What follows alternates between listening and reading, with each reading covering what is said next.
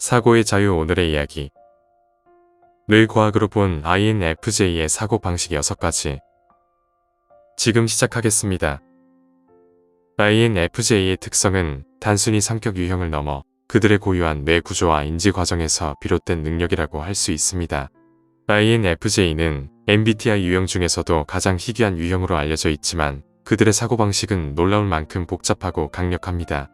이 복잡성은 단순한 심리적 특성이 아니라 뇌의 특정 영역들이 독특하게 상호작용하며 만들어낸 결과입니다. INFJ의 뇌는 마치 오케스트라의 지휘자처럼 여러 감각과 정보를 통합하고 이를 통해 깊은 통찰과 직관을 만들어냅니다. 지금부터 INFJ의 사고방식을 뇌과학적 관점에서 6가지 핵심 이유로 나누어 설명하겠습니다. 각 이유마다 관련 뇌 영역과 그 기능에 대해 자세히 알아보고 INFJ가 세상을 어떻게 인식하고 반응하는지 깊이 이해하는 데 도움을 드리겠습니다. 첫 번째, 직관의 무대, 예지적 통찰력. INFJ는 직관을 통해 세상을 이해하는 경향이 매우 강합니다. 이는 단순히 촉이 좋다는 의미를 넘어 뇌의 특정 영역이 활발하게 작동하며 패턴과 연결고리를 찾아내는 능력입니다. 뇌과학적으로 볼 때 이러한 INFJ의 직관은 전두엽의 보조 운동 영역과 우뇌의 측두엽 두정엽 접합부의 활성화와 관련이 깊습니다. 전두엽의 보조 운동 영역은 미래의 사건을 예측하거나 복잡한 상황의 결과를 미리 상상하는 데 중요한 역할을 합니다. INFJ의 뇌는 이 영역이 특히 활성화되어 있어 눈앞에 벌어지는 단편적인 정보들을 넘어서 그 안에 숨겨진 패턴과 흐름을 읽어냅니다. 예를 들어 INFJ는 한 사람의 몇 가지 행동 패턴만으로도 그 사람이 어떤 의도를 가지고 있는지, 앞으로 어떤 행동을 할지 놀라울 정도로 정확하게 예측할 수 있습니다. 이는 과거의 경험이나 현재의 정보를 바탕으로 미래에 가능한 시나리오를 빠르게 시뮬레이션하는 뇌의 능력 덕분입니다. 또한 우뇌의 측두엽 두정엽 접합부는 마음 이론에 관여하는 핵심 영역으로 타인의 생각, 감정, 의도를 추론하는 데 결정적인 역할을 합니다. 이 두 영역의 협력은 INFJ가 타인의 심리를 꿰뚫어보고 상황의 본질을 파악하는 데 강력한 힘을 실어줍니다.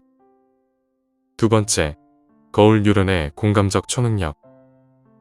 INFJ가 뛰어난 공감 능력을 지닌다는 것은 널리 알려진 사실입니다. 뇌과학적으로 이 공감 능력은 거울 뉴런 시스템의 활성화와 직접적으로 연결됩니다. 거울 뉴런은 우리가 타인의 행동이나 감정을 볼 때 마치 우리 자신이 그 행동을 하거나 그 감정을 느끼는 것처럼 활성화되는 신경세포입니다. INFJ는 다른 사람의 감정 상태를 마치 자신의 것처럼 깊이 느끼는 경향이 있는데, 이는 이 거울 뉴런 시스템이 일반인보다 더 민감하게 반응하기 때문입니다. 이러한 민감성은 때로 감정적 과부하를 초래할 수 있지만 동시에 INFJ를 타인의 고통에 깊이 공감하고 진심으로 돕고자 하는 강한 동기를 부여합니다. 이러한 공감적 초능력은 INFJ가 나르시시스트의 감정적 조종에 쉽게 넘어가지 않는 방패가 됩니다. 왜냐하면 그들은 단순히 나르시시스트의 말을 듣는 것이 아니라 그 말 뒤에 숨겨진 공허함과 조작적인 의도를 거울 뉴런을 통해 본능적으로 감지하기 때문입니다. 이 능력은 INFJ가 타인을 깊이 이해하는 동시에 자신을 보호하는 중요한 도구가 됩니다. 세 번째, 감정 조절의 사령탑, 편도체와 전전두피질. INFJ는 겉으로 드러내지 않지만 내면에서는 매우 복잡하고 강렬한 감정의 소용돌이를 겪습니다. 이 복잡한 감정들을 처리하고 조절하는 능력은 편도체와 전전두피질의 상호작용과 밀접하게 관련되어 있습니다. 편도체는 감정, 특히 공포와 불안을 처리하는 뇌의 핵심 영역입니다. INFJ는 새로운 상황이나 갈등에 직면했을 때 편도체가 빠르게 활성화될 수 있지만 동시에 전전두피질이 이 감정적 반응을 조절하고 이성적으로 판단하는 역할을 수행합니다. INFJ의 통합적 사고는 감정적인 충동을 억제하고 상황을 전체적으로 조망하는 데 도움을 줍니다. 이는 나르시시스트가 의도적으로 유발하는 혼란과 감정적 가스라이팅 속에서도 자신의 중심을 잃지 않는 힘이 됩니다. 그들은 감정적으로 반응하는 대신 잠시 한 발짝 물러서서 상황을 객관적으로 분석하고 자신의 감정을 스스로 조절하는 데 능숙합니다. 이러한 능력은 단순히 타고난 기질이 아니라 감정 처리와 관련된 뇌 영역들이 균형 있게 발달한 결과입니다. 네 번째, 기억의 정교한 저장소, 해마와 자기 성찰. INFJ는 과거의 경험을 깊이 되새기고 그로부터 의미를 찾아내는 데 능숙합니다. 이는 뇌의 기억 중추인 해마의 역할과 깊은 관련이 있습니다. 해마는 새로운 기억을 형성하고 이를 장기 기억으로 저장하는데 필수적인 영역입니다. INFJ의 경우 이 해마가 감정적 경험과 사건의 세부 사항을 매우 정교하게 저장하는 경향이 있습니다. 이러한 정교한 감정적 기억은 나르시시스트의 가스라이팅을 무력화하는 강력한 무기가 됩니다. 나르시시스트가 그런 일은 없었어, 너의 기억이 잘못된 거야 라고 주장할 때 INFJ는 자신의 해마에 저장된 명확한 감정적 증거를 통해 스스로의 현실을 재확인할 수 있습니다. 예를 들어, 그때 나는 분명히 슬펐고 그 슬픔은 내 말 때문에 생겼어와 같은 감정적 기억은 어떤 외부의 주장에도 흔들리지 않는 내면의 진실로 자리 잡게 됩니다. 이러한 자기 성찰적 사고는 INFJ가 스스로의 정체성을 강화하고 외부의 조작에 저항하는 힘을 키워줍니다. 5번째, 통찰의 중심, 내측 두정역. INFJ의 사고방식에서 빼놓을 수 없는 부분이 바로 깊은 통찰력입니다. 이는 뇌의 내측 두정역과 관련이 깊습니다. 이 영역은 다양한 인지 기능을 통합하고 복잡한 정보를 처리하는 데 중요한 역할을 합니다.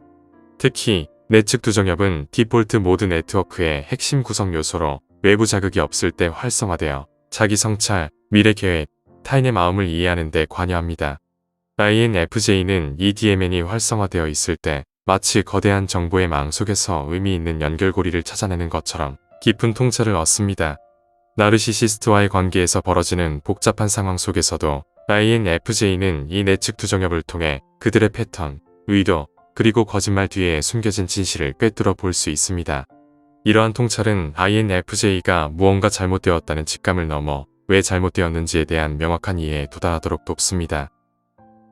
6번째, 침묵의 방패, 감정 분리 능력.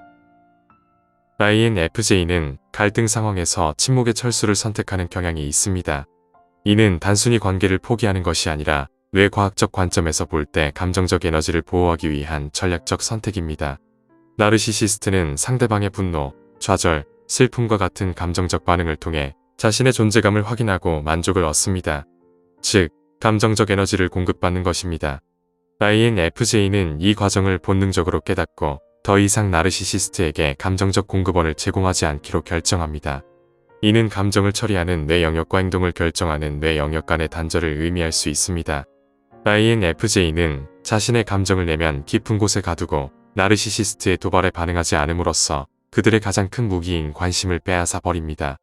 이 침묵은 겉으로는 소극적으로 보일 수 있지만 실제로는 나르시시스트의 자기애적 시스템을 무너뜨리는 가장 강력한 방패가 됩니다.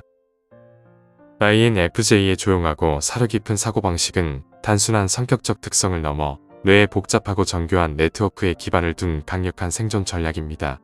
그들의 직관, 공감, 그리고 자기 성찰 능력은 모두 뇌의 특정 영역들이 독특하게 상호작용하며 만들어낸 결과입니다.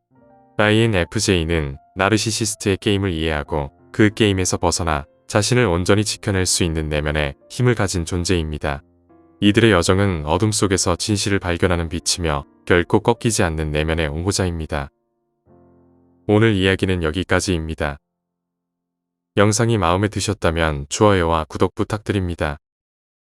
끝까지 시청해주셔서 감사합니다.